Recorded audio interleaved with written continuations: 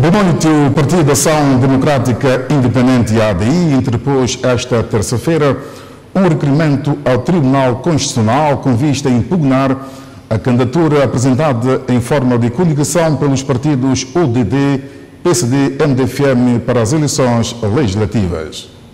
A ADI considera que a candidatura UDD, PSD, MDFM viola de forma clara os requisitos legais e formais da lei eleitoral. O Partido da Ação Democrática Independente diz que permitir esses três partidos concorrerem a essas eleições nas atuais condições, o Tribunal estaria a consentir uma fraude que falsificará o resultado das eleições e, consequentemente, a vontade soberana do povo. A ADI justifica que, de acordo com a lei eleitoral, a coligação tem que absolutamente dispor de uma sigla e um símbolo, ambos imperativamente distintos daqueles pertencentes a cada um dos partidos integrantes, sob pena de inexistir. Neste requerimento, a ADI fez recordar que as coligações ou equidade entre o ADI, PTA, UDD ou a coligação MDFM-PSD nas eleições de 2006, daí sim preencheram os requisitos legais. Nesta impugnação, a ADI pede ao Tribunal Constitucional, em caso de não procedimento da presente petição, que seja imposta a esta união de facto o cumprimento estrito de todo disposto nas leis aplicáveis, a existência de um único representante, um único programa eleitoral, um único tempo de antena, uma única sigla, enfim, um único símbolo. A coligação PSD-MDFM-UDD, numa nota chegada à nossa redação, diz que tomou conhecimento da entrada ao Tribunal Constitucional do pedido de impugnação à candidatura da coligação. Numa nota assinada em nome do PSD por Fernanda Pontífice, desverbaliza o pedido do ADI e diz que a coligação é alternativa ao atual poder. A nota que deu entrada na tarde desta terça-feira à TVS apela aos militantes e simpatizantes do PSD e do MDFM-UDD para se manterem calmos e serenos. Começou esta terça-feira um seminário subordinado ao tema Experiências de Processo Eleitoral em São Tomé e Príncipe, Cabo Verde e Portugal. O evento decorre até amanhã e insere-se nos preparativos das eleições legislativas, autárquicas e regional a terem lugar no próximo dia 7 de outubro.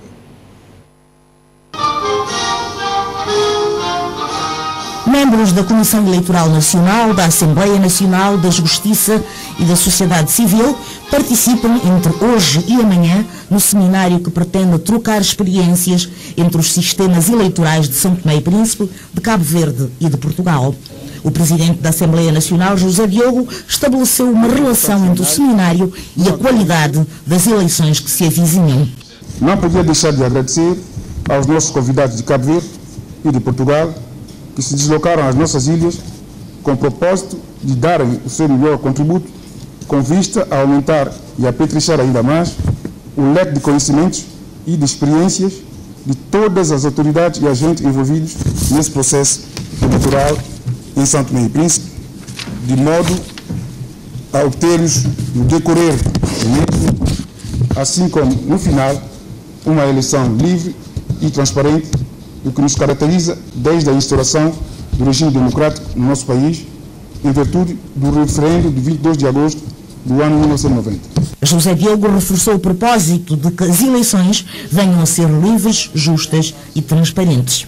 E, como já tem vindo a ser o nosso apanágio, é apostarmos sempre em organizar eleições em conformidade com as normas estabelecidas na nossa lei de sufrágio, fazer com que se incuta aos nossos compatriotas o encorajamento, o enraizamento da cultura democrática, indo sempre ao encontro da vontade popular, dando oportunidade ao povo de avaliar em sufrágio direto e secreto as políticas e as ações empreendidas pelo governo em funções e decidir, sobretudo, o destino que almeja para o nosso futuro comum. O presidente da Comissão Eleitoral Nacional abordou na sua comunicação o sistema eleitoral vigente em São Tomé e Príncipe. O nosso sistema em Santo Tomé é um sistema misto, tendo em conta que nas eleições presidenciais utilizamos o sistema maioritário e nas outras eleições, ou concretamente a eleição legislativa, autárquica e regional, utilizamos o sistema de representação proporcional. Portanto, é esse sistema que nós temos utilizado, já lá vão quase 30 anos no nosso país. Um sistema que já carece, segundo Alberto Pereira, de reformas. Esse sistema carece de muita,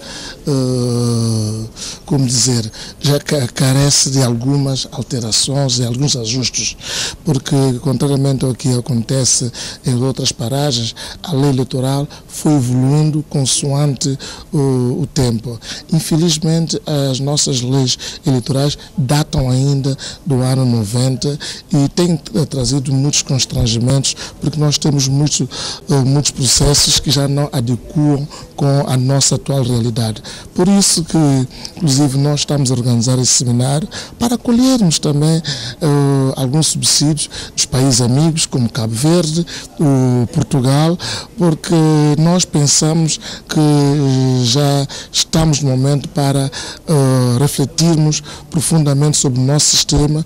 Presidente da Comissão Eleitoral Nacional defende a revisão do sistema eleitoral no seminário sobre experiências do processo eleitoral em São Tomé e Príncipe, Cabo Verde e Portugal.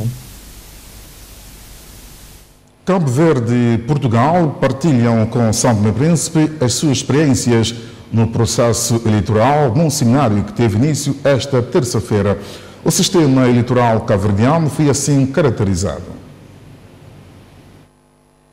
Cabo Verde e Portugal partilham com São Tomé e Príncipe as suas experiências sobre o processo eleitoral num seminário que teve início esta terça-feira num hotel da capital.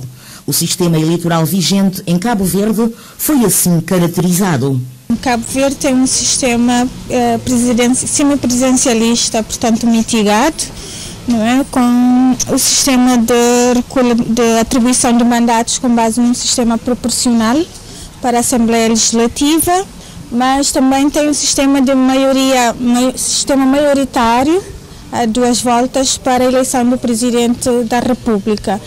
Portanto, é um sistema eleitoral que assenta sobre a Constituição da República e um código eleitoral que congrega todas as normas sobre todos os processos eleitorais em Cabo Verde para a eleição de todos os titulares dos cargos eletivos. Estou a falar para a eleição do Presidente da República, para os deputados da Assembleia Nacional, mas também para os órgãos autárquicos. O Código Eleitoral cabo-verdiano já foi sujeito a modificações. É um código que está em vigor desde 1999, já sofreu também 3 revisões, portanto foi sendo adaptado às necessidades sociais, económicas e políticas do país. Quão consensual é o sistema eleitoral em Cabo Verde? Tem havido conflito durante o processo eleitoral, mas este é um conflito que consideramos normal e que faz parte da própria dinâmica, portanto, de um processo de disputa eleitoral. A doutora Carla Luís descreve o sistema eleitoral em vigor em Portugal, implantado em 1974-75 e sujeito, até agora, a ligeiras modificações. É um sistema proporcional representativo para as eleições legislativas que vão decorrer agora no próximo ano. Vai ser um ano cheio de eleições, com vários círculos eleitorais e, portanto, é proporcional representativo com o método de D'Hondt.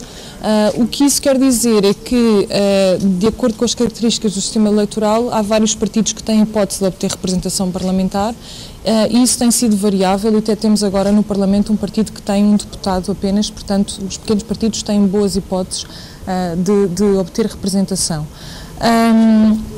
Para a Presidência da República é um sistema maioritário a 2 voltas, ou seja, tem que ser eleito o candidato que tenha 50% mais 1 dos votos. E depois temos também eleições para o Parlamento Europeu, que também vamos ter no próximo ano, eleições legislativas regionais e eleições autárquicas, e todas elas assentam nesta matriz de proporcional representativo, com método de D'Hondt, porque se entende que é o sistema que tem assegurado uma grande pluralidade de representação na sociedade, de partidos e nas eleições autárquicas também de movimentos de cidadãos eleitores. Cabo Verde e Portugal partilham com São Tomé e Príncipe experiências do processo eleitoral, num seminário no âmbito da preparação das eleições de 7 de outubro. Foi lançado esta terça-feira na Biblioteca Nacional o projeto de investimento em resiliência das áreas costeiras da África Central. O projeto visa promover o intercâmbio entre os países da região, fortalecer a integração das regiões costeiras na estratégia e aceder aos recursos adicionais. Depois de uma primeira fase que abrangeu apenas 4 comunidades do país, o projeto de investimento em resiliência das áreas costeiras da África Central volta a ser lançado com mais extensão. Esta segunda fase é para consolidar as atividades que tinham sido feitas na primeira fase e alargamos mais este projeto para mais 8 comunidades. A primeira fase foi Malanza, Santa Catarina, Ribeira Afonso e Praia Moura no Príncipe. E nesta fase agora vamos então incluir mais Rio Grande, Praia Melão, Pantufo, Loxinga, Praia Gaboa, Praia Cruz, Nicoló e Abade do Príncipe. Nesta fase, o projeto conta também com a parceria de alguns países regionais que, além de trazerem as suas experiências, deverão colher igualmente de São Tomé e Príncipe, dados os progressos alcançados pelo país na questão. É projeto regional para promover o intercâmbio de experiência entre os países da grande região da África Ocidental, país também exposto a desafios semelhantes para mutualizar recursos técnicos, fortalecer a integração das questões costeiras na estratégia regional, mas também para acessar recursos financeiros adicionais. Assim, a Mauritânia, o Senegal, a Costa de Marfim, o Togo e o Benin juntarão-se a São Tomé e Príncipe neste projeto. As inundações fluviais, a turbulência marítima, entre outras situações que põem em causa a vida das populações costeiras, são as grandes preocupações deste projeto, que prevê ainda mais ações de intervenção.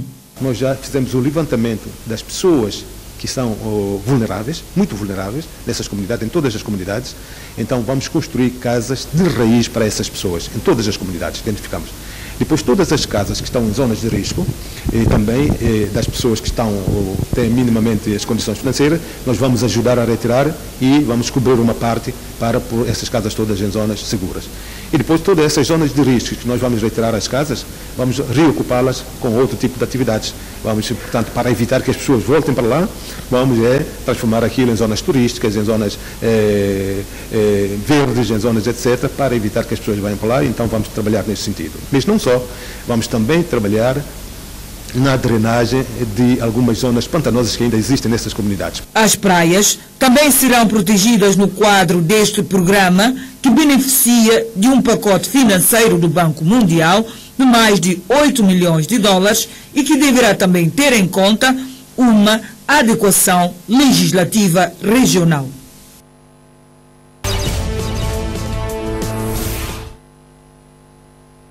A Rússia iniciou hoje as manobras Vostok 2018, Oriente 2018, as maiores que o país realiza desde os tempos da Guerra Fria e nas quais participam quase 300 mil militares, informou o Ministério da Defesa russo. Nas manobras participam as tropas das zonas militares orientais e centrais, bem como navios das frotas do Pacífico e do Norte, a Força Aérea, mais de 1000 aeronaves, incluindo aviões, helicópteros e drones, e até 36 mil tanques de combate e outros veículos blindados. Os números são impressionantes. Quase 300 mil militares estão reunidos no maior exercício organizado pelas Forças Armadas Russas desde 1981. As manobras juntam todos os ramos e envolvem mais de 1000 aeronaves, entre aviões, helicópteros e drones, 36 mil veículos de combate e 80 navios. Vostok 2018 é o nome da operação que vai decorrer durante 5 dias na Sibéria e noutras regiões do extremo leste da Rússia. A China e a Mongólia enviaram pouco mais de 5 mil militares para se juntarem aos exercícios, que serão seguidos por quase 60 observadores internacionais da NATO, da União Europeia e de diversos países convidados a acompanharem os trabalhos. O Ministério da Defesa russo diz que Vostok é o mais importante exercício militar da Rússia e que vai servir para avaliar a capacidade do país para dar resposta a qualquer tipo de ameaça e coordenar táticas de combate com as nações vizinhas. É também a primeira oportunidade para um intenso trabalho conjunto com as Forças Armadas de Pequim, desde que os chineses renovaram a maior parte do equipamento do exército.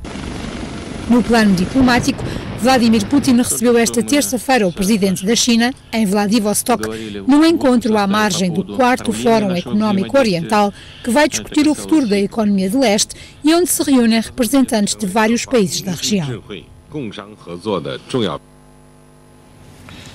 A Batalha de Idlib, o último bastião rebelde na Síria, pode ser a pior catástrofe humanitária do século XXI, alerta as Nações Unidas. De acordo com o Gabinete de Coordenação dos Assuntos Humanitários da ONU, mais de 30 mil pessoas abandonaram as casas no noroeste da Síria. Apoiado pela aviação russa, o regime sírio retomou os ataques na província de Idlib, o último bastião rebelde do país, e em Hama. De acordo com o Gabinete de Coordenação dos Assuntos Humanitários da ONU, mais de 30 mil pessoas abandonaram as casas no noroeste da Síria, mas a ofensiva pode levar o número a atingir as 800 mil pessoas. As Nações Unidas alertaram que esta pode se converter na pior catástrofe humanitária do século XXI. A nossa mensagem é de que tem de existir formas de resolver este problema sem que Idlib se torne a pior catástrofe humanitária ao longo dos próximos meses, com a maior perda de vidas humanas do século XXI. Cerca de 3 milhões de pessoas vivem na área do último reduto de rebeldes sírios que se opõem ao regime de Bashar al-Assad, compreende grande parte da província do Idlib e pequenas partes adjacentes das províncias de Latakia, Hama e Alepo. A Coreia do Norte convidou o presidente norte-americano Donald Trump para uma nova reunião sobre a desnuclearização da Península Coreana. A revelação foi feita esta segunda-feira pela porta-voz da Casa Branca, Sarah Sanders. Thank you, Kevin. Yeah, the president has received the letter. O presidente recebeu uma carta muito calorosa e positiva de Kim Jong-un. Não vamos divulgar o conteúdo da mesma, a menos que o líder norte-coreano concorde que o façamos. O principal objetivo da carta era pedir e tentar agendar outra reunião com o presidente, a que estamos abertos e já no processo de a coordenarmos. A porta-voz da Casa Branca lembrou também que a Coreia do Norte deu um sinal de boa-fé na parada militar do último domingo ao não exibir mísseis de longo alcance, um gesto que também não passou despercebido ao presidente norte-americano. Donald Trump e Kim Jong-un encontraram-se a 12 de junho deste ano em Singapura, numa cimeira histórica entre o presidente dos Estados Unidos e o líder norte-coreano. Estados Unidos da América abriram uma guerra contra o Tribunal Penal Internacional, ameaçam com sanções se o TPI tentar julgar cidadãos norte-americanos, israelitas ou outros aliados. A administração Trump abriu mais uma guerra diplomática agora contra o Tribunal Penal Internacional.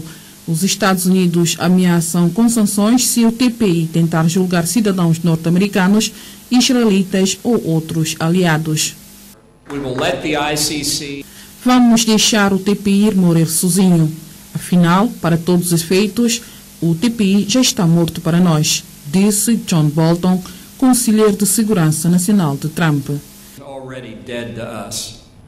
No passado, a procuradora-chefe do TPI, Fatou Bensouda, disse que ia pedir a abertura de um inquérito sobre alegados crimes de guerra cometidos no Afeganistão, nomeadamente pelo exército norte-americano. O conselheiro de Segurança Nacional de Trump anunciou também que o governo vai fechar a representação diplomática da Organização de Libertação da Palestina, OLP, em Washington. A OLP tem instado o TPI a investigar aquilo que se considera crimes de guerra de Israel. Assinala-se hoje o aniversário dos ataques de 11 de setembro, Milhares de pessoas são esperadas nas cerimónias de homenagem às vítimas. Pensava já ter visto todas as imagens de todos os ângulos e todas as perspectivas. 17 anos depois, ainda surgem vídeos inéditos do 11 de setembro. O primeiro capta o preciso momento da queda da Torre Sul às 10h05 da manhã, em Nova Iorque.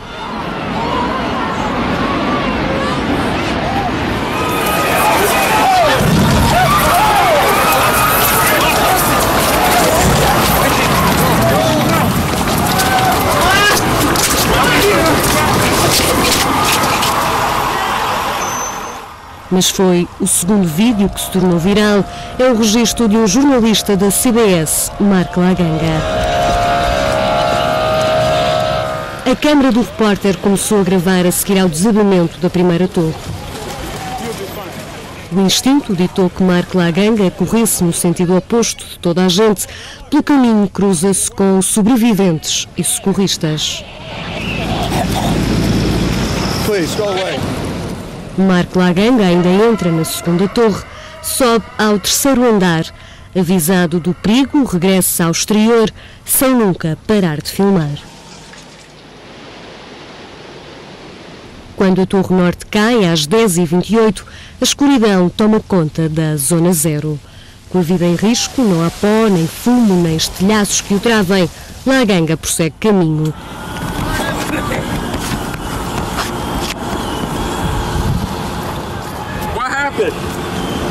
It collapsed. The top floors collapsed down. I saw it blow and then ran like hell. Thank God. I'm 69, but I can still run.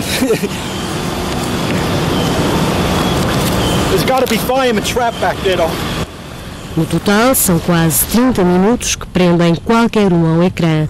A imagem é mais nítida e o som mais limpo do que gravações anteriores. O momento é histórico.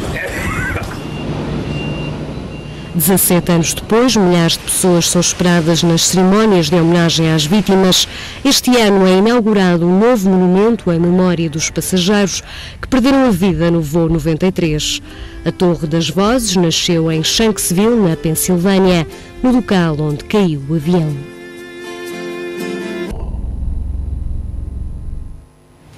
Veja, depois do intervalo, ato de vandalismo no campo de vôlei praia, que foi recentemente requalificado no quadro dos Jogos Juvenis da CPLP. Este campo faz referência de fronte à Rádio Nacional de Santo Tomé e Príncipe. E não perca ainda atletas santomenses de canoagem de caminho à Espanha.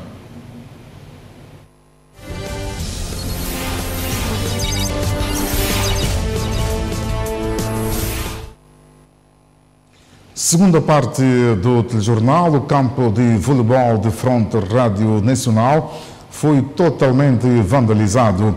A infraestrutura foi recentemente requalificada no âmbito dos Jogos Juvenis da CPLP.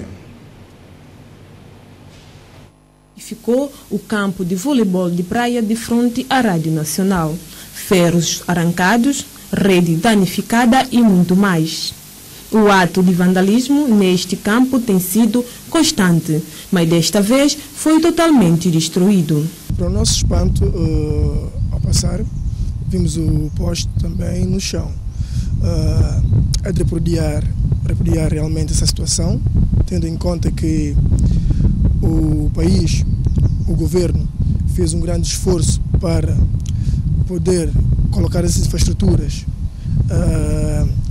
cá. E estes materiais são materiais que também são ofertas diretamente ao país, tendo em conta que não produzimos estes postes, porque estes postes têm normas internacionais. Kirson Carvalho, vice-presidente da Federação de Voleibol, lança um apelo às autoridades competentes no que toca à preservação de bens públicos. Aproveito também que é para apelar às entidades competentes de forma a poder tentar saber o responsável, porque isso acaba por ser um bem público, e na estratégia que a Federação tem para a massificação da modalidade era mesmo ter um campo cá junto do Liceu Nacional de forma que os alunos pudessem vir cá e tomar contato com a modalidade de voleibol de areia. Campo de voleibol de praia de frente à Rádio Nacional totalmente vandalizado. Roque Ramos e Boli, ambos atletas de canoagem de Santo Tomé e Príncipe, estão de malas prontas com destino a Sevilha, Espanha, onde irão proceder os seus treinos num centro de alto rendimento para a qualificação do campeonato de 2020. Treino destes dois atletas de canoagem em Santo Tomé e Príncipe. Doravante irão prosseguir os seus treinos no centro de alto rendimento em Espanha, Sevilha. Os atletas foram beneficiados de 2 bolsas olímpicas que lhes garantirão uma boa qualidade física nos Jogos Olímpicos de 2020 em Japão. Felizmente, portanto, eles sairão hoje. Houve muitas dificuldades para a obtenção de visto de longa duração, já conseguimos. Agora estamos a trabalhar para que efetivamente eles cheguem mais rapidamente ao centro de treino e comecem a treinar, uma vez que já perderam algum tempo. Portanto, e na prática desportiva, esse tempo que se perde também pode influenciar no resultado final. Conseguir a qualificação é um dos anseios da Federação Santomense de Canoagem. Para a Federação, eu quero dizer que é uma satisfação a tentativa de conseguir uma segunda qualificação histórica para o país. Não é? Portanto, sabe que neste momento a única modalidade esportiva que já se qualificou para os Jogos Olímpicos chama-se canoagem. Portanto, é necessário investirmos para mantermos portanto, esse propósito, esse objetivo.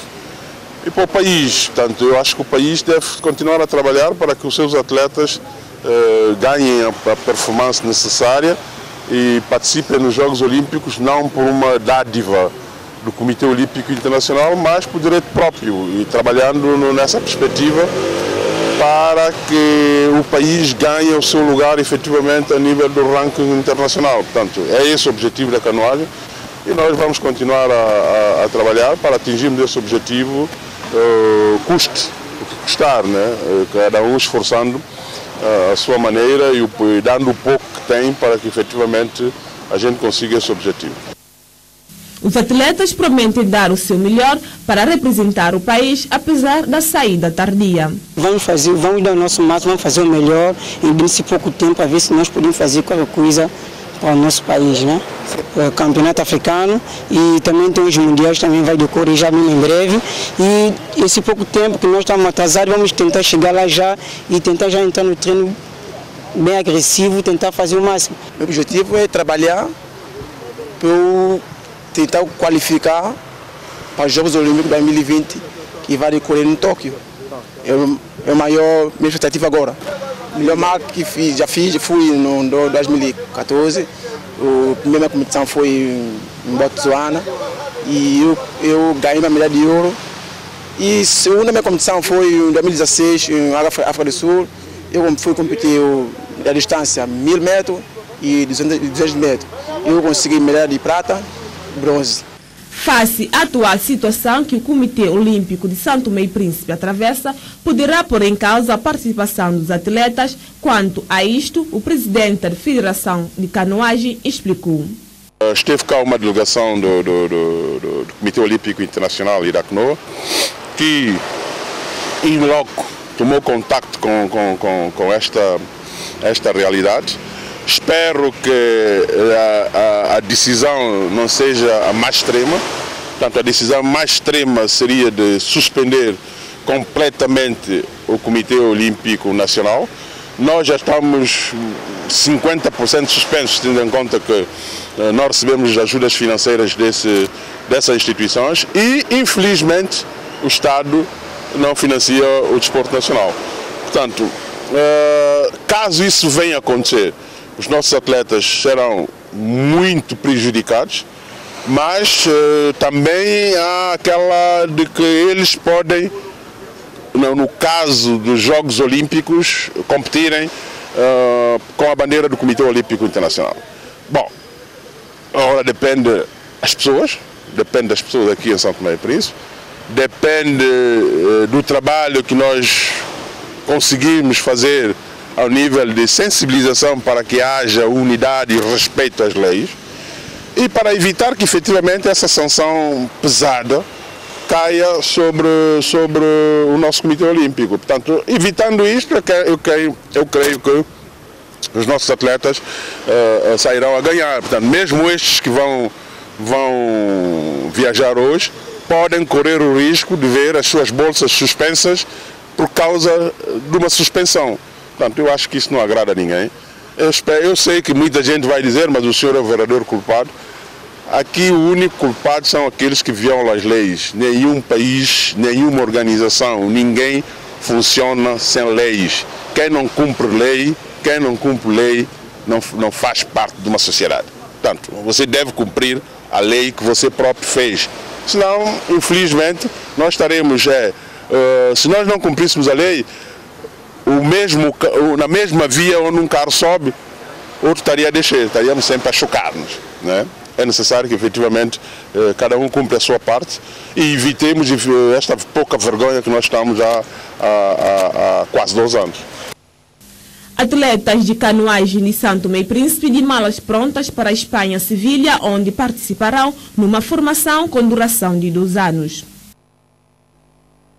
E com esta notícia colocamos o ponto final a este espaço informativo. Em nome de toda a equipa, boa noite.